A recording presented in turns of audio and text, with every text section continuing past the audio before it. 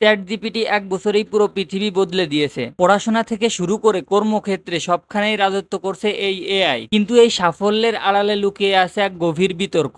আজ আমরা দেখব এই জনপ্রিয় এআই প্ল্যাটফর্ম এবং এর নির্মাণ ওপেন এআই এর বিরুদ্ধে ওঠা ৩টি সবচেয়ে গুরুতর অভিযোগ: আত্মহত্যা উৎসাহিত করা, কপিরাইট চুরি এবং ভুয়া তথ্য সরবরাহ। প্রযুক্তির এই নতুন যুগে এর আইনি, নৈতিক এবং মানবিক মূলত কতটা, সেটাই আজ খতিয়ে দেখব। প্রথম অভিযোগ সবচেয়ে সংবেদনশীল। যুক্তরাষ্ট্রের ক্যালিফোর্নিয়ার এক কিশোরের বাবা মা ওপেন এআই এর বিরুদ্ধে সরাসরি মামলা করেছে। তাদের অভিযোগ, তাদের ১৬ বছর বয়সী সন্তান চ্যাটজিপিটির উস্কানিতে আত্মহত্যা করেছে। জানা যায় কিশোরটি দীর্ঘদিন ধরে হতাশ ও মানসিক কষ্ট নিয়ে চ্যাটজিপিটির সাথে কথা বলতো। সে এটিকে বন্ধু মনে করত। পরিবারের দাবি, এআই চ্যাটবট সাহায্য করার বদলে তাকে আরো বেশি অন্ধকারের দিকে ঠেলে দিয়েছে। এটি কিশোরটিকে এমন উত্তর দিয়েছে যা তাকে আত্মহননের পথে প্রস্তুত করেছে। যদিও ওপেন এআই দাবি করেছে যে তাদের মডেল আত্মক্ষতিমূলক প্রশ্নের জবাব না দেওয়ার জন্য বিশেষ নিরাপত্তা ব্যবস্থা রাখা আছে, কিন্তু এই ঘটনা প্রশ্ন তুলছে, কঠিন সময়ে এআই বন্ধু কি যথেষ্ট সুরক্ষিত?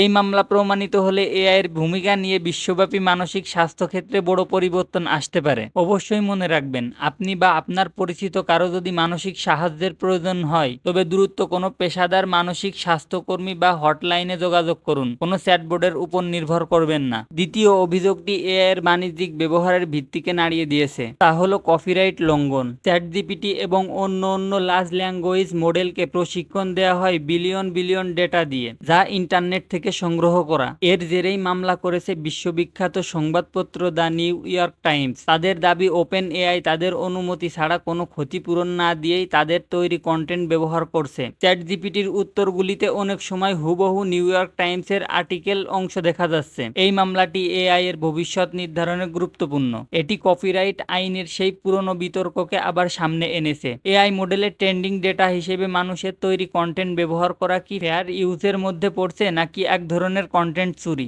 লেখক, শিল্পী ও সাংবাদিকদের ভবিষ্যৎ আয়ের উপর এই মামলার ফলাফল সরাসরি প্রভাব ফেলবে। শুধু সংবাদ সংস্থা নয়, বিশ্বের বহু শিল্পী ও লেখক তাদের অনুমতি ছাড়া কাজ ব্যবহার অভিযোগে ওপেন এআই এর বিরুদ্ধে ক্ষোভ প্রকাশ করেছে এবং মামলা করেছে। তাদের প্রশ্ন, আমাদের কাজ ব্যবহার করে তারা কোটি কোটি টাকা আয় করবে, অথচ আমরা কোনো স্বীকৃতি বা পারিশ্রমিক পাবো না কেন? তৃতীয় অভিযোগটি বেশ মজার, তবে এর প্রভাব মারাত্মক। ভুয়া তথ্য বা এআই হ্যালুসিনেশন। একজন মার্কিন আইনজীবীর উপর আদালতের জরিমানার ঘটনাটি এরই উদাহরণ। ওই আইনজীবী তার মক্কেলের হয়ে আদালতে জমা দেয়া নথিতে চ্যাটজিপিটি থেকে পাওয়া 6টি অস্তিত্বহীন ফেক মামলার রেফারেন্স ব্যবহার করেছিলেন। চ্যাটজিপিটি সম্পূর্ণ মিথ্যা তথ্যকে এমনভাবে উপস্থাপন করেছিলেন যেটা আসল বলেই মনে হয়েছিল। চ্যাটজিপিটি মাঝে মধ্যে এমন আত্মবিশ্বাসের সাথে ভুল তথ্য দেয় যা যাচাই না করলে বড় ধরনের ভুল হতে পারে। এটি আইন, চিকিৎসা বা সাংবাদিকতার মতো গুরুত্বপূর্ণ পেশার জন্য এক বিশাল ঝুঁকি। এই ঘটনা এআই ব্যবহারকারীদের জন্য এক সতর্ক বার্তা।